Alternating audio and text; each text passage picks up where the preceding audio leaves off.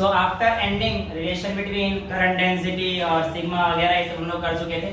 आज का जो हमारा नया टॉपिक है वो मोबिलिटी से स्टार्ट करेंगे। मोबिलिटी क्या होती है, कैसे होती है, बट उससे पहले एक क्वेश्चन आया है किसका था, रजिस्टर का। कहाँ गया आपका क्वेश्चन? सो जो क्वेश्चन है जो आपने पूछा है उसमें हमारे पास जो वैल्यू दे रखी है, मतलब क्वेश्चन ये कहता है कि आपके पास एक कार्बन कोड रजिस्टर है और उसमें सिर्फ ऑरेंज बैंड्स हैं। क्या है? ऑरेंज बैंड्स हैं और आपको बताना है कि इसका रेजिस्टेंस कितना है।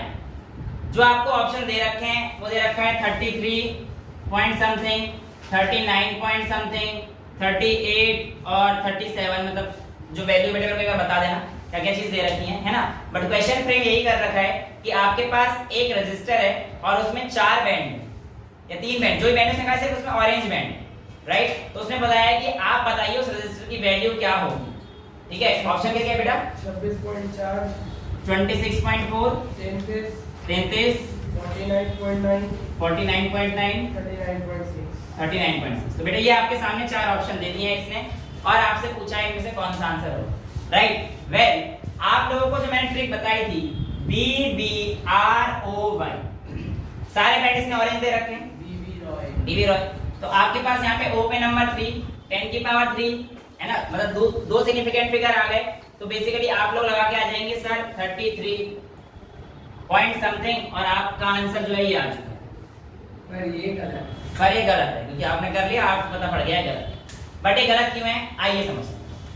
जब आप लोगों को ऐसे क्वेश्चन में फंसा देता है कि आपके पास उसने सिर्फ बैंड दे दिए हैं और आगे किसी भी चीज की वैल्यू नहीं दे रखी होती है, तो उसके केस में आप लोगों को जो टॉलरेंस लिमिट है वो रखनी पड़ती है।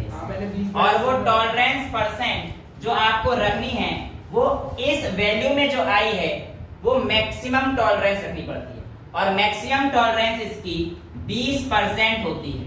20% यानी कि 33 का 20% आपको लेना था और 33 का 20% टॉलरेंस रेट है ना, बताइए। अगर गोल्ड बैंड है तो हमारे पास 5, सिल्वर है तो 10 और कोई वो नहीं है तो हमारे पास कौन सी लेंगे हम लोग फिर?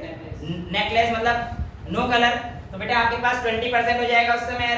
तो आपके पास 20% जो है वो किसका निकालना पड़ेगा? 33 का। तो 33 का 20% कितना होता है? 6.6। तो जो आपके पास नेट वैल्यू आएगी यानी कि जो आपके पास ये वैल्यू आई है इसमें कितना ऐड करना पड़ेगा? 6.6। तो आपका आंसर क्या होगा? डी ऑप्शन, या जो भी ऑप्शन दे रखा होगा 39.6 इज द फाइनल आंसर, ना कि ये आपके थोड़े ट्रिकी क्वेश्चंस रहते हैं जो आपके गलत करा दिए जाते हैं। ठीक है, मैं पता है क्या बेवकूफ, मैं 33+0.2 कर रहा। अब हम लोग आगे चलते हैं कि हमारे पास जो नया टॉपिक है वो है मोबिलिटी। मोबिलिटी क्या होती है? नाम से पता पड़ रहा है कितना मूवमेंट हमारे पास बेसिकली करने किसी भी कंडक्टर के अंदर हो रहा है, वो उसकी मोबिलिटी को बताना चाहता है। मोबिलिटी को हम लोग म्यू से डिनोट करते हैं। किससे डिनोट करते हैं बेटा? म्यू से। म्यू क्या होती है? किसी भी कंडक्टर के अंदर जो आपने इलेक्ट्रिक फील्ड अप्लाई करी वो ड्रिफ्ट वेलोसिटी पर क्या रोल प्ले करेगी, कैसे रोल प्ले करेगी, इसका पता कौन बताता है? आपका मोबिलिटी। यानी कि अगर मैं सिंपल और किताबी भाषा में बोलूं तो mobility is defined as the ratio of drift velocity to that of electric field, यानी कि म्यू बराबर VD/E। यहाँ पर आप लोगों को पता होगा कि आपके पास अगर एक इलेक्ट्रॉन है तो ड्रिफ्ट वेलोसिटी इलेक्ट्रॉन के लिए E τ/m आता था। और अगर मैं बात करूं तो म्यू कितना आ जाएगा? आप देखिए, इस इक्वेशन को आप E से डिवाइड कर दीजिए तो आपका E से E निकल जाएगा और आपके पास जो म्यू आएगा वो कितना आ जाएगा बेटा? हमारे पास E टाइम्स τ/m। तो ये आप लोगों के पास मोबिलिटी का एक वैल्यू आ जाती है। मोबिलिटी अगर मैं बात करता हूं यहाँ पर इसका करंट से रिलेशन भी निकाला जाता है। अगर मैं आपसे कहता हूं बेटा कि करंट से आप इसका रिलेशन निकाल के दिखाइए तो अब आप आराम से निकाल सकते हैं। देखो रिलेशन निकालना बहुत सिंपल है, एक बार आप बेसिक फॉर्मूला याद कर लीजिए। देखो आज सब कुछ V = IR से आए। अगर हमने जो सारी चीज देखी तो बेसिक तो हमारा V = IR ही है बेटा, राइट। अब हम लोग यहाँ पर पूछते हैं कि म्यू और आई में क्या रिलेशन है। बेसिकली म्यू और आई में यहाँ से रिलेशन निकाल सकता हूँ VD को हटाकर I की टर्म्स में। अगर आपको याद हो तो I = NEA VD हुआ करता था और वीडी को मैं क्या लिख सकता हूँ बेटा, आई बाय एन ई ए, ये मैं लिख सकता हूँ। अब यहाँ पर बेटा मेरे पास म्यू की जगह मैं लिख सकता हूँ वीडी को लिख के आई बाय एन ई ए और ये ई, तो हमारे पास आई की वैल्यू क्या आ जाएगी म्यू की टर्म्स में, I is equals to mu times n e A e. तो ये रिलेशन आप लोगों को एक एक नंबर में या दो नंबर रिपोर्ट्स में पूछ लेता है। इसके बाद जो हमारे पास टॉपिक आता है, ये तो आपको समझ में आ गई थी करंट, ये कंडक्टर के लिए, बट सेमी कंडक्टर के लिए इसकी वैल्यू थोड़ी सी अलग हो जाती है। सेमी कंडक्टर में जब आपको सॉलिड स्टेट बताया था तब वहां पे बताया गया था कि सेमी कंडक्टर में इलेक्ट्रॉन्स के अलावा कई बार होल्स भी आ जाते हैं। जैसे कि कई जगह से इलेक्ट्रॉन चले जाते हैं तो वहां पे वैकेंट साइड क्रिएट हो जाती है, और उस वैकेंट साइड को हम लोगों ने किसका नाम दिया था, होल्स, जो कि रिस्पॉन्सिबल होते हैं, मतलब ये भी रिस्पॉन्सिबल है कि अब इलेक्ट्रॉन आएगा तो उस होल पे जाके बैठ सकता है। तो जो सेमी कंडक्टर है उसमें जो करंट को कैरी कर रहा है वो बेटा सिर्फ इलेक्ट्रॉन नहीं कर रहा, इलेक्ट्रॉन के साथ साथ होल्स भी कैरी कर रहे हैं। तो अगर मैं कहता हूं फॉर सेमी कंडक्टर, जो आई की वैल्यू आएगी वो किसकी वजह से आ रही है, इलेक्ट्रॉन प्लस होल्स की वजह से आ रही है। यानी कि सेमी कंडक्टर के अंदर जब आपका एक इलेक्ट्रॉन दूसरी जगह पर जाता है यहां से निकलकर, तो यहाँ पर एक होल क्रिएट कर देता है। अब इस होल पर कोई भी इलेक्ट्रॉन आकर बैठ सकता है ना। तो यानी कि हुआ क्या कि यहाँ पर भी हमारे पास इलेक्ट्रॉन का आना जाना लगा रहा है, तो इस होल की वजह से भी हमारे को करंट में महसूस मदद मिल रही है। तो यानी कि जो नेट करंट होगा सेमी कंडक्टर का, वो इलेक्ट्रॉन के मूवमेंट और होल्स के मूवमेंट दोनों की वजह से ही होगा। तो अब आपको पता है कि अगर मैं आई ई की बात करता हूं और आई होल की बात करता हूं, तो I is equals to in terms of electron तो मेरे को कोई दिक्कत नहीं आएगी, यहाँ पे आ जाएगा mu of mobility of electron, mobility किसकी आएगी यहाँ पे इलेक्ट्रॉन की, और यहाँ पे आ जाएगा एन और E into A E. But यहाँ पर बेटा मोबिलिटी किसकी आएगी, मोबिलिटी ऑफ होल्स, क्योंकि हमारे पास जो करंट ड्यू टू होल है उसमें हमारे पास मोबिलिटी किसका आएगा, वो भी तो होल का आएगा। और हमारे पास यहाँ पर कुछ किताबें देखो, यहाँ पर जो n है, n इलेक्ट्रॉन्स के लिए बोला गया है, वहां पे होल्स के लिए सिंबल यूज करते हैं, p कर देते हैं किसी किताब में, कुछ भी करते हैं, आपको उससे कोई दिक्कत नहीं होनी चाहिए। यहाँ पे बेसिकली हमारे पास इलेक्ट्रॉन्स के लिए n बोला गया है, वहां पे होल्स के लिए इसको p कर रखा है कुछ किताब में। तो बेसिकली मैं उसी किताब को स्टैंड लेते हुए आप लोगों के लिए यहाँ पे p को यूज कर रहा हूँ, बट कोई अंतर नहीं है, जितने नंबर हैं होल्स के या इलेक्ट्रॉन्स के वो आपको यहाँ पे रखने हैं। अब यहाँ पे बेसिकली p किसको बता रहा है, नंबर ऑफ होल्स प्रेजेंट, ठीक है, इनटू e और a इनटू e, ये हो जाएगा हमारे पास। तो हमारे पास i की वैल्यू क्या आ जाएगी बेटा, यहाँ से कॉमन क्या क्या आ सकता है, e a e कॉमन आ जाएगा, mu e into n plus mu h into p। तो ये हमारे पास सेमी कंडक्टर के अंदर अगर करंट के लिए बोला जाता है तो आप लोगों को इस तरीके से निकालना होता है। अब आपसे पूछेगा, चलो आपने सेमीकंडक्टर के अंदर करंट तो बता दिया, आप हमें बताइए कि सेमीकंडक्टर की कंडक्टिविटी कैसे निकालेंगे।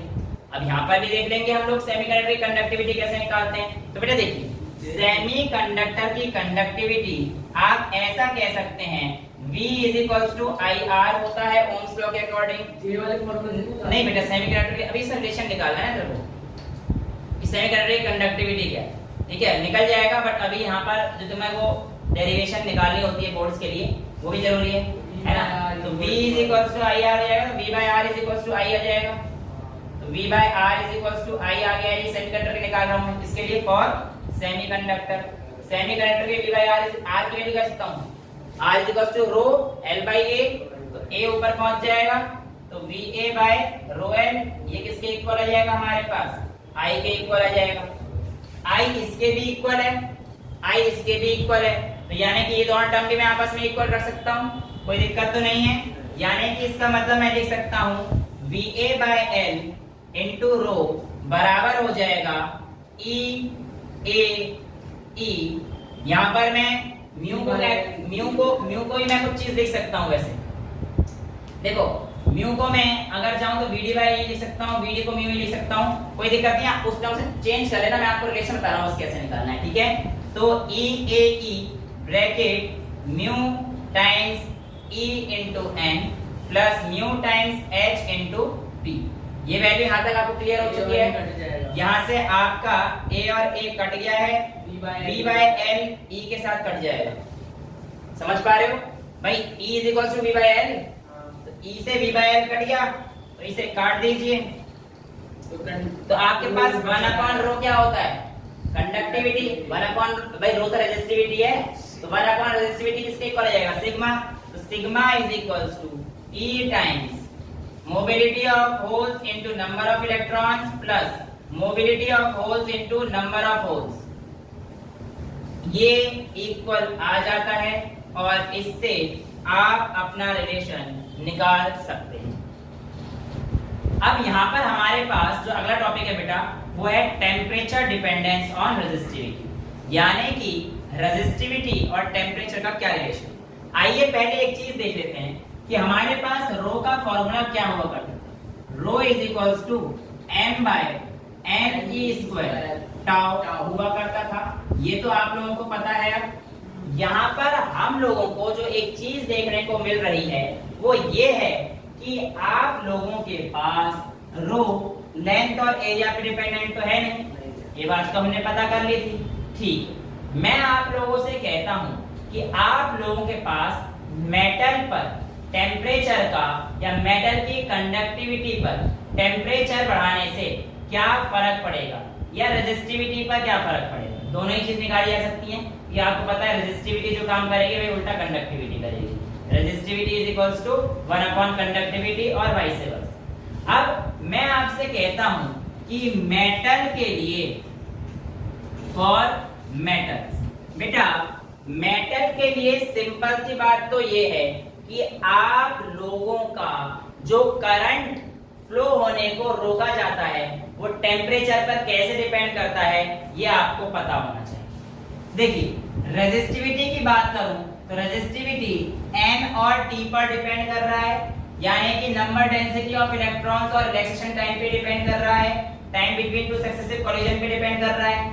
मेटल्स के लिए बेटा n तो सेम रहने वाले हैं, वो रो पे डिपेंड कर ही नहीं रहे। स्मॉल एंड रो वाला है ना, मतलब नंबर ऑफ इलेक्ट्रॉन्स विदाउट हां इनटू ई करेगा, मतलब इनटू वॉल्यूम करेगा। तो यहाँ पर हमारे पास जो नंबर डेंसिटी ऑफ इलेक्ट्रॉन्स हैं, अगर मैं इसकी बात करता हूँ, ये तो बेटा किसी भी तरीके से रो पे डिपेंड नहीं करते मेटल्स पे। मेटल्स में जितने नंबर ऑफ इलेक्ट्रॉन्स होने होते हैं उससे रो क्या मतलब है, यानी कि अब मेटल्स के लिए अगर रो किस चीज पे डिपेंड कर रहा है तो हमारे पास वो किस चीज पे डिपेंड कर रहा है, सिर्फ और सिर्फ रिलैक्सेशन टाइम पे या टाउ पर, time between two successive collision पे डिपेंड कर रहा है। ठीक है, अब मैं क्या पढ़ने जा रहा हूँ, इसका डिपेंडेंस विद टेम्परेचर, टेम्परेचर के साथ कैसे डिपेंड करता है।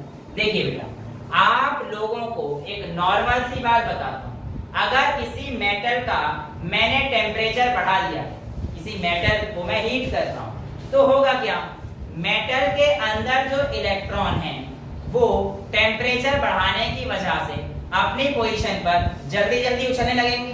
कुल मिलाकर ऐसे समझ लो, अगर मैं एक इलेक्ट्रॉन, आप लोग भी इलेक्ट्रॉन हो, अब होगा क्या कि अभी तो हम लोग आराम से एसी वगैरह सब चल रहा है, बैठे हुए हैं, कोई दिक्कत है नहीं, पैर जमीन पे लगाए हुए हैं, कोई प्रॉब्लम नहीं है। लेकिन बाहर से कोई इस अगर जमीन पर आग लगा देता है कि धीरे धीरे टेम्परेचर बढ़ा रहा है, तो तुम पहले क्या करोगे, धीरे धीरे बढ़ रहा होगा, तुम करोगे सर उछलोगे थोड़ा सा। लेकिन जैसे आपका टेम्परेचर इतना तेजी से बढ़ जाएगा तो आपके पैर की मूवमेंट भी उसी तरीके से बढ़ जाएगी। तो बेसिकली जो इलेक्ट्रॉन है टेम्परेचर बढ़ाने पर क्या होंगे, ज्यादा तेजी से उछलेंगे। ये तो मैं अपनी फिक्स पोजीशन में बता रहा हूँ, लेकिन होगा क्या कि तुम भी इधर भागोगे, मैं भी इधर ठुकते रहेंगे, तो रिलैक्सेशन टाइम तो और कम हो गया ना। पहले हम लोग जब इधर भाग रहे थे तो रिलैक्सेशन टाइम वैसे तो 0 था एवरेज, बट कुछ तो था, दो के बीच में तो कुछ था, एवरेज तो 0 था। लेकिन अब तो रिलैक्सेशन टाइम और कम हो रहा है क्योंकि इलेक्ट्रॉन की वेलोसिटी बढ़ गई है। समझ पा रहे हो? तो टेम्परेचर बढ़ाने से क्या होगा कि वो जो इलेक्ट्रॉन है और तेजी से उछलेंगे, काइनेटिक एनर्जी और ज्यादा बढ़ जाएगी। काइनेटिक एनर्जी और ज्यादा बढ़ने से हमारे पास क्या हो जाएगा, रिलैक्सेशन टाइम क्या हो जाएगा, कम हो जाएगा। और रिलैक्सेशन टाइम कम होने से क्या हो जाएगा, हमारे पास रेजिस्टिविटी बढ़ जाएगी, क्योंकि रेजिस्टिविटी और इसका रिलेशन क्या है, इनवर्स रिलेशन। इसका जो बेटा आप लोगों को रिलेशन दिया जाता है, हालांकि क्लास 11 में पढ़ाया भी गया है, आपके पास आता है rho is equals to rho naught 1 plus alpha delta T. ये रिलेशन हमारे पास आता है। अगर मैं इसको थोड़ा सा खोल देता हूं तो मेरे पास आ जाएगा rho is equals to rho naught plus alpha rho naught delta T. इसको इधर ले आइए, rho minus rho naught is equals to alpha times rho naught into delta T. आपको अल्फा निकालना होता है तो अल्फा आ जाएगा rho minus rho naught upon rho naught into delta T को मैं लिख सकता हूं T2 माइनस T1 या डेल्टा टी लिख दीजिए। ये आपके पास अल्फा आ जाएगा। अल्फा क्या होता है बेटा? Coefficient of temperature. इसकी वैल्यू आप लोगों को प्रोवाइडेड रही क्वेश्चन में और आपको इसका इस्तेमाल कर कर ये वैल्यू निकालनी होती है। अब यहाँ पर बेटा जो 2-3 बातें आपको याद रखनी है वो ये है कि आपसे पूछ सकता है कि अल्फा कैसे निकालोगे, या टेम्परेचर कोएफिशिएंट क्या है, टेम्परेचर कोएफिशिएंट क्या है।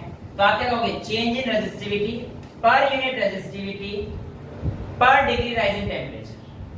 दिख रहा है ना, चेंज इन रेजिस्टिविटी तो है पर डिग्री रेजिस्टिविटी अपॉन पर डिग्री राइज इन टेम्परेचर, यानी कि अपॉन में है तो पर लगा देना है। ठीक है, तो यहाँ पर आप लोगों से अल्फा की वैल्यू पूछ ली जाती है और इसकी वैल्यू कैसे निकालनी होती है ये आप लोगों के सामने मैं निकाल चुका हूं। बट यहाँ पर आपको जो 2-3 बातें याद रखनी है वो ये है कि नॉर्मली मेटल्स के लिए अल्फा की वैल्यू पॉजिटिव होती है, बट कुछ मेटल्स ऐसे भी होते हैं जिनके लिए वैल्यू बहुत ही कम आती है, अल्फा की 0.0004 आ जाती है। फॉर एग्जांपल कॉपर की अगर मैं बात करूंगा तो उसकी वैल्यू अल्फा की बहुत कम 0.0048 समथिंग ही है, तो 0.004 ही है, 0.005। ठीक है, ये वैल्यू बहुत कम है, यानी कि इसका मतलब है हल्का सा टेम्परेचर बढ़ाते ही इसके पास जो चेंज आएगा अल्फा में बहुत ज्यादा चेंज आ जाएगा। समझ पा रहे हो आप? भाई हल्का सा टेम्परेचर बढ़ाया और आपका चेंज आएगा वो बहुत एब्रप्टली चेंज आ जाएगा। लेकिन इसके विपरीत अगर मैं बात करूंगा एलॉयज की, तो बेटा एलॉय में एक हमने पहले ही पढ़ा था कि एलॉय की जो हमारे पास वैल्यू है उनका हायर रेजिस्टेंस होता है as compare to the constituent metals, ये हम लोगों ने पढ़ा था। तो जैसे नाइक्रोम है, नाइक्रोम का हमारे पास वैल्यू क्या बनेगी?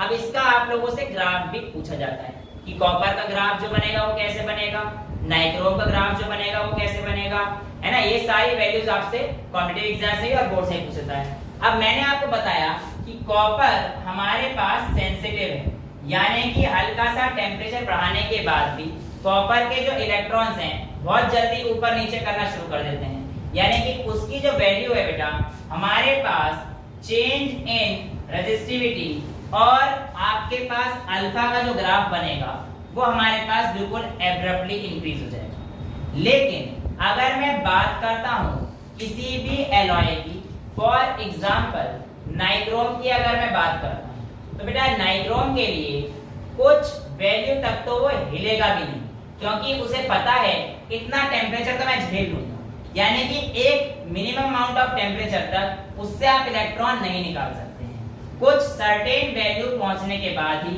आप उसमें से इलेक्ट्रॉन निकाल सकते हैं। और अगर ऐसा है तो आपके पास ये तो कॉपर का ग्राफ बना है और ये जो नाइक्रोम का ग्राफ बनेगा वो निकलने मतलब एक पॉइंट पहुंचने के बाद एलॉय में से निकलेंगे तो स्ट्रेट लाइन वाले, बट उस पॉइंट तक पहुंचने के लिए आपको हल्का सा टेम्परेचर आपको स्टार्टिंग में देना पड़ेगा। इसीलिए इस ग्राफ यहाँ से शुरू ना होकर थोड़ा सा ऊपर से और इस तरीके से बेटा आपके पास नाइक्रोम का ग्राफ जाता है, फिर लीनियरली इंक्रीज। हाँ, ये फिर लीनियरली इंक्रीज कोई चेंज नहीं, बिल्कुल आगे जाने के लिए। बेटा जो हमारे पास नेक्स्ट बात आने वाली है वो हमारे पास किसकी आएगी? सेमीकंडक्टर या इंसुलेटर। देखो सेमीकंडक्टर और इंसुलेटर अगर मैं जनरली बात करूं तो यहाँ पर एक और नई टर्म आता है एनर्जी गैप। मैंने आप लोगों को बताया था सॉलिड स्टेट में, वो एक बार थोड़ा सा रिकैप कर लेते हैं कि हमारे पास जो मेटल्स होते हैं उनके हमारे पास ये वैलेंस बैंड ऊपर, कंडक्शन बैंड नीचे होता है, पर मेटल्स के अंदर ये वैलेंस बैंड और कंडक्शन बैंड बिल्कुल एक दूसरे के ऊपर ओवरलैप रहते हैं। और इसकी वजह से हल्की सी भी हीट मिली, इलेक्ट्रॉन फटाफट यहाँ से उतर के यहाँ पे चला जाता है और आराम से कंडक्ट कर लेता है। ये चीज हमें समझ में आती है।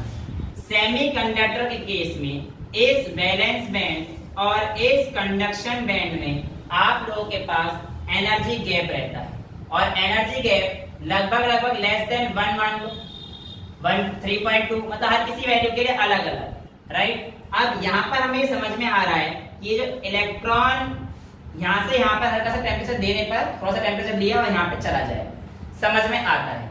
लेकिन बात करेंगे अगर इंसुलेटर की, तो बेटा उसमें एनर्जी गैप बहुत ज्यादा होता है और लगभग 6 इलेक्ट्रॉन वोल्ट का एनर्जी गैप रहता है। तो यहाँ पर हमें समझ में आ रहा है कि इलेक्ट्रॉन्स यहाँ पर जो जाएंगे कंडक्शन बैंड से वैलेंस बैंड में, उनके लिए बहुत ज्यादा एनर्जी देनी पड़ जाएगी, यहाँ पे कुछ एनर्जी से काम चला जाएगा। बट अभी हम लोग पढ़ रहे हैं कि टेम्परेचर डिपेंडेंस क्या है। तो टेम्परेचर डिपेंडेंस के रिलेशन दोनों का लगभग आपके पास सेम ही रहने वाला है। अगर मैं बात करता हूं सेमीकंडक्टर्स की, तो बेटा याद रहे जिस तरीके से यहाँ पर हमारे पास रिलैक्सेशन टाइम रोल प्ले कर रहा था मेटल्स के लिए, सेमीकंडक्टर्स और इंसुलेटर के लिए रिलैक्सेशन टाइम का कोई भी मतलब नहीं होता है। अगर रिलैक्सेशन टाइम का मतलब नहीं हो रहा है तो इसका मतलब किस चीज पे डिपेंड कर रहा है बेटा? तो फ्री इलेक्ट्रॉन इतने कम होते हैं। हाँ, तो वही तो बता रहा हूँ, सुन तो ले लो, सुन लिया। तो यहाँ पर हमारे पास रिलैक्सेशन टाइम का कोई रोल नहीं है, तो जो रोल आएगा वो किसका आएगा? जो आएगा थोड़ा बहुत इलेक्ट्रॉन्स का आने वाला है, नंबर डेंसिटी ऑफ इलेक्ट्रॉन्स का आने वाला है। और आपको पता है कि अगर आपके पास जो नंबर डेंसिटी ऑफ इलेक्ट्रॉन्स अगर बढ़ रहे हैं, तो यहाँ पर देखिए रो इज इक्वल्स टू आपके पास नंबर डेंसिटी के n² टॉ था हमारे पास, तो n के इनवर्स रिलेशन में, यानी कि अगर नंबर डेंसिटी बढ़ेगी तो आपके पास रो क्या हो जाएगा? कम हो जाएगा। यानी कि मेटल्स के अगर हम लोग बात करते हैं तो उसमें n पे डिपेंड नहीं कर रहे थे, नंबर डेंसिटी पे डिपेंड नहीं कर रहे थे, रिलैक्सेशन टाइम कम हुआ, इसलिए मेटल का रेजिस्टिविटी वर्सेस टेंपरेचर ग्राफ एकदम स्ट्रेट अप गया। ये आपने देखा था, ये तो पता ही था यार, ये तो पता है ना किस किस के पीछे ग्राफ बन रहा है, कैसा ग्राफ ही नहीं पता किस किस के पीछे बन रहा है, रो वर्सेस टी के पीछे ग्राफ बन रहा है। तो आपके पास यहाँ पे जो रेजिस्टिविटी आई किसके लिए? सेमीकंडक्टर के लिए। अब वो रिलैक्सेशन टाइम पे डिपेंड नहीं कर रही है, वो किस पे डिपेंड कर रही है? Number density of electron. But जैसे जैसे आप टेंपरेचर बढ़ाओगे नंबर डेंसिटी ऑफ इलेक्ट्रॉन्स क्या हो रहा है? बढ़ रहे हैं भाई। टेंपरेचर यहाँ से यहाँ पर टेंपरेचर जंप, इलेक्ट्रॉन जंप करते जा रहे हैं और जैसे जंप करेंगे तो आपके पास क्या होगा? नंबर इलेक्ट्रॉन्स बढ़ जाएंगे, रेजिस्टिविटी क्या हो जाएगी? घट जाएगी। ये अलग केस नहीं, सेमीकंडक्टर का केस है बेटा। सेमीकंडक्टर के केस में रेजिस्टिविटी घट जाती है, बट वो घटने की वैल्यू भी जो है वैसे आप लोगों से पूछी तो नहीं जाएगी शायद बोर्ड से, but for a safer side हम लोग चल लेते हैं कि number density of electron at any temperature T, अगर मैं इसकी बात करता हूं तो बेटा हमारे पास ये आती है n e raised to the power minus Eg upon kb into T, kb into T।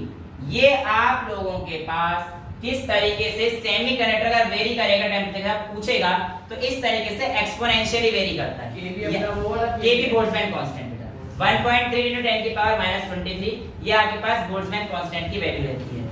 अगर आपके पास ये n की वैल्यू इस तरीके से डिपेंड करें कि एक्सपोनेंशियली बढ़ रही है, number density of electrons temperature पे एक्सपोनेंशियली बढ़ रहे हैं, इसका मतलब इसकी जो रेजिस्टिविटी है वो भी एक्सपोनेंशियली घटेगी, क्योंकि n पे एनर्जी गैप अभी तो बताया बेटा, यानी कि आपके पास जो रेजिस्टिविटी है बेटा वो n पे क्या हो रही है?